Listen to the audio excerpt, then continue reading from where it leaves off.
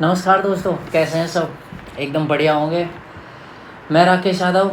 जैसा कि आपके लिए अपन हर टॉपिक पढ़ते हैं और उसके अनुसार टेस्ट सीरीज के लिए बोला गया था। आज अपन टेस्ट के रूप में आपके लिए अपन क्वेश्चन लेके आए, जिससे आपकी प्रैक्टिस हो जाएगी और आपको ये भी पता लगेगा कि आपने कितना पढ़ा है और किस तरह से पढ़ना चाहिए। तो बिना टाइम वेस्ट करे अपन अपनी टेस्ट सीरीज को स्टार्ट करते हैं। तो अगर दोस्तों आप भी क्वेश्चन लगाते जाना और कितने सही होते हैं वो आप खुद चेक करना। ठीक है दोस्तों, आपकी स्क्रीन पे पहला क्वेश्चन है। जिस वस्तु का अपना खुद का प्रकाश होता है उसे क्या कहते हैं? उसको बोलते हैं प्रदीप्त। मतलब जो वस्तुएं मतलब खुद का अपना प्रकाश रखती हैं, जैसे हुआ सूर्य। और अप्रदीप्त कौन सा होता है? जो अपना प्रकाश नहीं रखती, जैसे लकड़ी वगैरह। इसलिए जो अपना प्रकाश रखती हैं उसको क्या बोलते हैं? प्रदीप्त। अगला क्वेश्चन, जब एक वस्तु को अवतल दर्पण के वक्रता केंद्र से बाहर रखा जाता है तो उसकी छवि का निर्माण होगा, मतलब उसका प्रतिबिंब कहाँ बनेगा? तो दोस्तों जैसे कि मैंने आपको बताया था, एक अवतल दर्पण की बात कर रहे हैं। तो अपन देखते हैं, ये इसका पोल हो गया, ये इसका फोकस हो गया और ये सेंटर हो गया। और ये कहाँ बता रहा है? वक्रता केंद्र के बाहर की ओर। तो इसका मतलब अनंत और वक्रता केंद्र के बीच में। तो पहला मैंने क्या बताया था?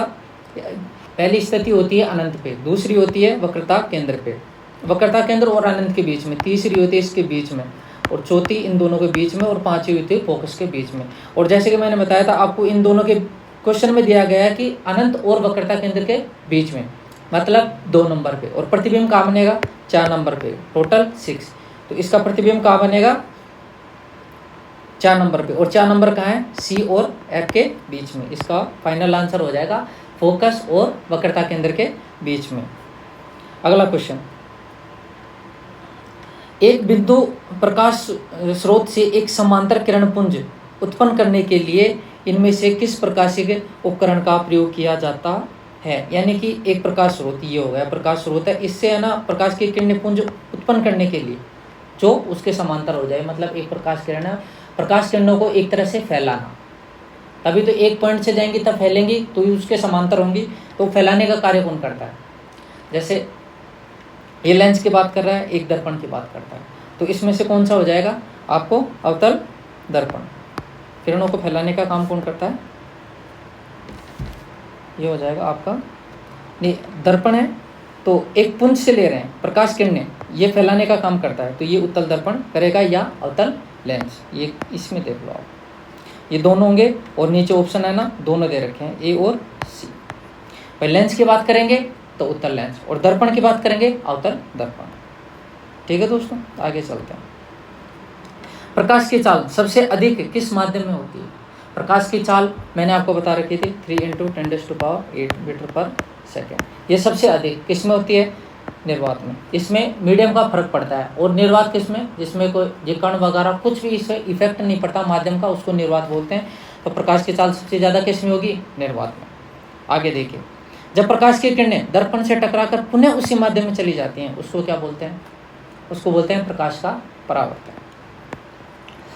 जब प्रकाश की किरण सीधी आती है और उसी माध्यम में लौट जाती है, उसको प्रकाश का परावर्तन बोलते हैं। और जैसे अंदर पार्श्विक होती है, अंदर चली जाती हैं, तो अपवर्तन वगैरह की घटनाएं अलग देखने को मिलती हैं। लेकिन आप ध्यान रखना, जिस माध्यम से आ रही है उसी माध्यम में वापस जा रही है, तो उसको क्या बोलेंगे? प्रकाश का परावर्तन।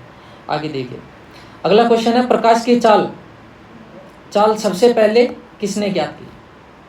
प्रकाश की चाल सबसे पहले रोमर ने ज्ञात की। अब याद कैसे करेंगे प्रकाश की चाल? जैसे अपन अंधेरे में होते हैं तो बच्चे डर जाते हैं और रोने लग जाते हैं। किसके लिए रोते हैं वो? प्रकाश मतलब उजाले में जाने के लिए। तो आगे चलते हैं, तो प्रकाश की चाल मतलब चलते हैं। तो सबसे पहले कौन, किसने करी थी? रोमर। तो इसका आंसर क्या हो जाएगा? रोमर। आगे देखते हैं, दर्पण की लंबाई को क्या कहते हैं? पूरा इमेज होती है। जैसे अपन गोले दर्पण को लेते हैं, इसका कटा हुआ भाग लेते हैं, इसका प्रारंभिक भाग और इसका अंतिम भाग, इसको क्या बताया था? पिछले में बताया था, उसको बोलते हैं द्वारक।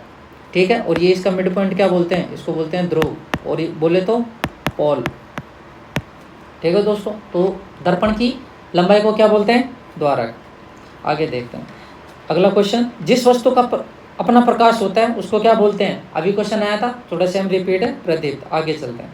प्रकाश से किस प्रकार का तरंग है, मतलब जब प्रकाश की किरणें आती हैं तो तरंग का कौन सा माध्यम होता है, कौन सी प्रकार की तरंगें होती हैं? वो होती हैं, आपको मैंने बताया था, प्रकाश, और प्रकाश से प्र से अनुप्रस्थ, तो प्र से प्रकाश, तो कौन सा हो जाएगा? अनुप्रस्थ। और जैसे मैंने अनुदैर्घ्य के बारे में बताया, तो अनुदैर्घ्य कौन सी होती है? ये होती है ध्वनि तरंग। ठीक है पहले दोस्तों, आगे चलते हैं। अगला क्वेश्चन, मोटर गाड़ी के हेडलाइट तथा बैकलाइट में अवतल दर्पण का प्रयोग किया जाता है।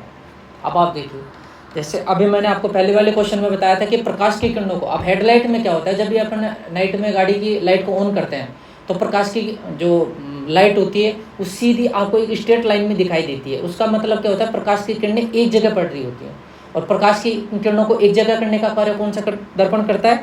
वो दर्पण करता है अवतल दर्पण। तो इसका प्रकाश की गाड़ी के हेडलाइट में किसका यूज हो जाएगा? और इस दर्पण का एक बार वो प्रकाश की किरणों को एक जगह करने में, आपने देखा होगा सौर ऊर्जा की जो भट्टी होती है ना, सौर भट्टी, इनमें भी अवतल दर्पण का यूज़ किया जाता है, जिससे कि प्रकाश की किरणें एक जगह हो जाती हैं और जो अपने को जो हीट वगैरह चाहिए होती है उसके अकॉर्डिंग आगे प्रोसेस बढ़ती है। तो अगला क्वेश्चन देखते हैं, वह रेखा जो वक्रता केंद्र और ध्रुव से होकर गुजरता है। भैया वक्रता केंद्र है, ये देखिए आप, ये हो गया पोल, ये मतलब ये हो गया ध्रुव, ये फोकस, और ये बोलते हैं सेंटर, मतलब वक्रता केंद्र। अब ये बोल रहा है कि वक्रता केंद्र और ध्रुव के बीच से होकर गुजरती है। अब ये गुजर रही है वक्रता केंद्र और ध्रुव से होकर, और तो इसको क्या बोलेंगे अपन? इसको बोलते हैं मुख्य अक्ष, मुख्य अक्ष, या इसको बोलते हैं प्रधान अक्ष। तो इसका राइट आंसर क्या होगा? पहला, प्रधान अक्ष। आगे देखते हैं, पार्श्व प्रतिबंध पाया जाता है। पार्श्व और प्रतिबंध, पार्श्व का मतलब क्या होता है? जैसे कि अपने परावर्तन पढ़े थे उस टाइम पे, मैंने आपको बताया था कि समतल दर्पण में होता है ना, जैसे एक लड़की का हाथ दिखाया था, उसमें लेफ्ट हैंड दिखाती है तो राइट दिखता है, राइट दिखाती है तो उसका लेफ्ट हैंड दिखता है, तो उसी को अपन क्या बोलते हैं? पार्श्व परिवर्तन। तो ये किस में होता है? केवल समतल दर्पण में। आगे चलते हैं दोस्तों, काल्पनिक प्रतिबिंब कैसा होता है? आपको मैंने दो टाइप के बताए थे, दर्पण के प्रतिबिंब है ना, दो टाइप के बनते हैं। एक तो बनता है वास्तविक, और जो वास्तविक होता है ना वो हमेशा उल्टा होता है। एक होता है आभासी, आभासी मतलब क्या? काल्पनिक। वो क्या होता है? सीधा।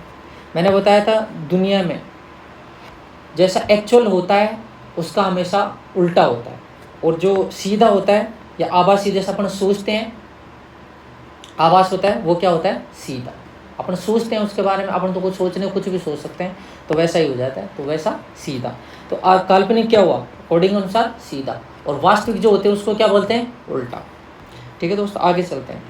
किसी दर्पण का उपयोग किसी भी वस्तु का छोटा या सीधा प्रतिबिंब बनाने के लिए कौन से दर्पण का यूज़ किया जाता है? छोटा मतलब जिसकी इमेज बड़ी होती है उसका छोटा रूप देखना होता है।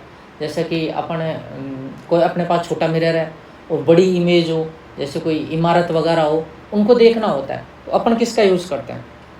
उसका यूज़ करते हैं अपन उत्तल दर्पण का। आपने इसका यूज़ है ना एटीएम में भी देखा होगा, और जैसे ये हिमालय वगैरह, हिमालय पे जो घुमावदार रोड होते हैं इनमें भी आपने देखा होगा, तो इसी में है ना उत्तल दर्पण का यूज होता है। इसका मतलब सीधा से है, उत्तल दर्पण बड़ी इमेज को छोटी करके दिखाता है, और सबसे फेमस एग्जांपल है गाड़ियों के साइड मिरर में। हेडलाइट में प्रकाश की किरणों को आता है और साइड मिरर में इमेज की बात की जाती है, तो उसका मतलब क्या हुआ? वह उसकी इमेज को छोटा करके दिखाता है, इसलिए जो पीछे जो भी कुछ आता है वो अपन को पूरा दिखाई देता है। उसको ले कौन से दर्पण का यूज़ किया जाता है? उत्तल दर्पण का यूज़ किया जाता है। जब प्रकाश चिकनी सतह से टकराता है तो उसका परावर्तन कैसा होता है? उसका परावर्तन होता है नियमित परावर्तन। नियमित परावर्तन क्या होता है? दो प्रकार के परावर्तन होते हैं, एक नियमित होता है, एक खुरदरी सतह से होता है। जैसे नियमित परावर्तन चिकनी सतह है तो इसे जैसा आता है सीधा स्ट्रेट फॉरवर्ड में बनता है, और जैसे मान लो खुरदरी सतह होती है तो ये इससे टकराता है इधर आता है, इससे टकरा रहा है इधर जा रहा है, तो ये क्या होता है? ये विसरित या परावर्तन हो गया, और ये मतलब सतह पे डिपेंड करता है। तो इसे अपने पर चिकनी सतह की बात कर रहे हैं, तो इसमें कौन सा परावर्तन बन जाएगा? नियमित परावर्तन। अगला क्वेश्चन देखिए, एक लड़की जादुई शीशे में अपना सिर बड़ा, अपने सर को देखती है तो बड़ा दिखाई देता है, और धड़ को देखती है तो सेम साइज का दिखता है, और पैर देखती है तो छोटे दिखाई देते हैं। मतलब वो किसी मिरर के सामने खड़ी है तो उसको अपनी पोजीशन अलग अलग 3 तरह से दिख रही है। तो इसका मतलब उसके सामने दर्पण भी 3 होंगे। तो पहले तो क्या हुआ, उसका सर है एक्चुअल है उससे भी उसको बड़ा दिखाई दे रहा है, तो इसका मतलब क्या हुआ, बड़ा दिखाई दिया, तो वो क्या हुआ, अवतल। और जो सेम है, जैसा है वैसा ही दिख रहा है, तो क्या हुआ, समतल। और अभी मैंने बात कही ना कि उसके जैसे पैर छोटे दिखाई दे रहे हैं, कोई भी चीज़ हो दर्पण में देखते हैं छोटी दिखाई देती है, उसका मतलब क्या हुआ, उत्तल। ये कहाँ पे दिख रहा है, पहले में अवतल और दूसरे में समतल, और ये उत्तल। Option number C. आपको भी पता है जो बड़ा दिख रहा है अवतल हो गया, सेम दिख रहा है समतल दर्पण में। जैसे मान लो आप समतल दर्पण में अपन देखते हैं, अपना चेहरा भी देखते हैं, सुबह सुबह देखते हैं यहाँ पर, तो कैसा दिखाई देता है, जैसा है वैसा ही तो दिखाई देता है। अपने थोड़ी ऐसा कि बड़ा छोटा दिखाई दे रहा है, तो समतल दर्पण में सेम जैसा आकार होता है वैसा ही, और अवतल दर्पण में थोड़ा बड़ा दिखाई देता है। जैसे आपने देखा होगा कि डेंटिस्ट वगैरह हैं तो वो भी तो अपने को छोटा सा देख के अंदर तक के स्ट्रक्चर को बड़ा करके देखते हैं ना, तो अवतल दर्पण का ही होता है। और ये अभी उत्तल दर्पण का मैंने बताया है आपको, छोटी इमेज दिखाता है। ठीक है दोस्तों, आगे चलते हैं। वाहनों में पीछे का दृश्य देखने के लिए कौन से दर्पण का यूज़ किया जाता है। अभी मैंने बताया ना आपको कि पीछे का दर्पण मतलब पीछे साइड मिरर की बात कर रहा है, तो वाहन छोटे दिखाई देंगे, बड़ी होगी सेम दिखाई देगी, तो दिखेगा ही नहीं अपने को। छोटी इमेज देखने के लिए किसका यूज़ कर देंगे, उत्तल दर्पण। आगे चलिए, वास्तविक प्रतिबिंब का प्रयोग करने के लिए किसका यूज़ किया जाता है।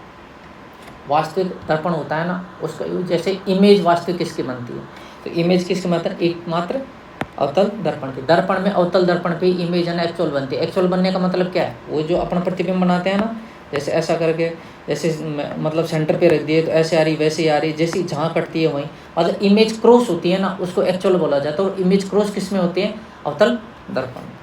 ठीक है दोस्तों, आगे चलते हैं।